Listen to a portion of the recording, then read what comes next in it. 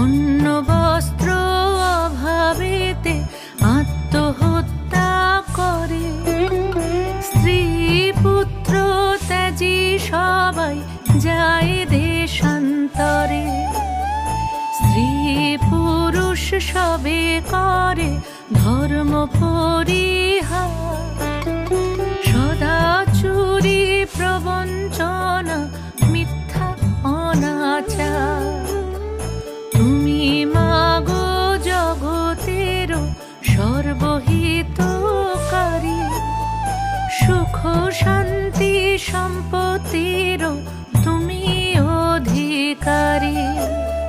স্থির হয়ে রহো যদি প্রতি ঘরে ঘরে।